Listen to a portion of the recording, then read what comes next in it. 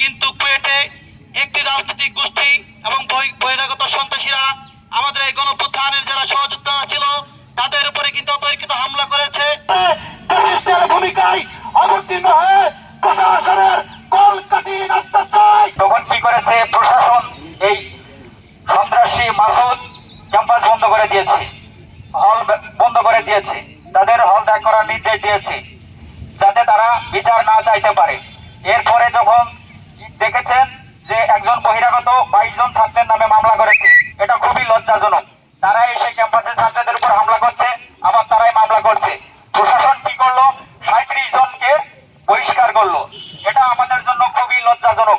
এই অন্তর্বর্তীকালীন সময়ে এসে এই প্রশাসন রক্তের উপরে দাঁড়িয়ে, মানে যাদের ত্যাগের উপর দাঁড়িয়ে এখানে তারা হচ্ছে বসেছে, তাদেরকেই বহিষ্কার করছে। টানা সপ্তমবারের মতো বেস্ট টিস্যু পেপার ব্র্যান্ড হিসেবে স্বীকৃতি পেয়েছে বসুন্ধরা টিস্যু। গত ফেব্রুয়ারি মাসে কুয়েটের শিক্ষার্থীদের উপর যে নৃশংস হামলার ঘটনা ঘটেছিল, যে অস্ত্রের ঝনঝনানি আমরা দেখেছিলাম, এরপরে যখন শিক্ষার্থীরা বিচারের দাবি জানালো, কুয়েটের অথর্ব প্রশাসন উল্টো আন্দোলনকারী শিক্ষার্থীদেরকে বহিষ্কার করলো, তাদের বিরুদ্ধে মামলা দিল।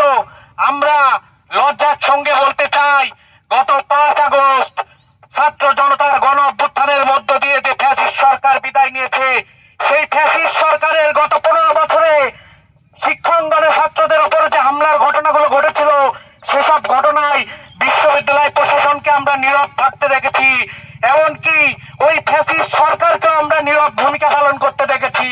গণ অভ্যুত্থান পরবর্তী সময়েও আমরা একই চিত্র এখনো দেখতে পাচ্ছি। যে জুলাই আন্দোলনের মধ্য দিয়ে আমরা যে ছাত্র উপদেষ্টাদেরকে এই সরকারে পাঠিয়েছিলাম, সেই ছাত্র উপদেষ্টাদের শুধু দায়িত্ব না ডিসি পরিবর্তন করা, সেই ছাত্র উপদেষ্টাদের শুধু দায়িত্ব না সচিব নিয়োগ করা, সেই ছাত্র উপদেষ্টাদের শুধু দায়িত্ব না দল গোছানো।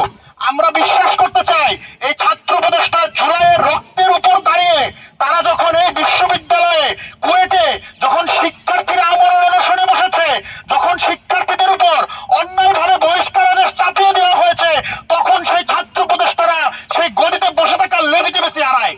আমরা স্পষ্ট করে বলে দিতে চাই, এই ছাত্রদের প্রতিনিধিত্ব করতে, এই জুলাই অভ্যুত্থানের প্রতিনিধিত্ব করতে যারা আপনারা গদিতে বসেছেন, তারা যদি এই তরুণদেরকে, এই ছাত্রদেরকে গুরুত্ব না দেন, তাহলে আপনারা ওই গদিতে বসে থাকতে পারবেন না। কুয়েটের শিক্ষার্থীরা যে যৌক্তিক আন্দোলন করছে, তাদের সাথে আছি আমরা। তারা একা নয়, তাদের সাথে আমরা পুরো জাহাঙ্গীরনগর আছি, তাদের সাথে পুরো বাংলাদেশের শিক্ষার্থীরা রয়েছে। আমরা মনে করছি 5ই আগস্ট পরবর্তী সময়ে কোনো শিক্ষার্থী যদি যৌক্তিক দাবি আদায়ের জন্য যদি আমরণ অনশন করতে হয়, তাহলে আমরা মনে করছি যে নতুন করে এই বাংলাদেশে আবারও ফেসিবাদের চারা রোপণ হচ্ছে। আমরা স্পষ্ট ভাষায় বলতে চাই, কুয়েটের যে বিসি রয়েছে সেই দলকানা বিসিকে অপসারণ করতে হবে। কারণ গত 18ই ফেব্রুয়ারি নৃশংসভাবে কুয়েটের শিক্ষার্থীদের উপর হামলা করানো হয়েছিল, কিন্তু তার পরবর্তী সময়ে যারা হামলা করেছে তাদের ব্যাপারে কোনো পদক্ষেপ না নিয়ে কুয়েটের বিশ্ববিদ্যালয় প্রশাসন শিক্ষার্থীদেরকে বহিষ্কার করেছে।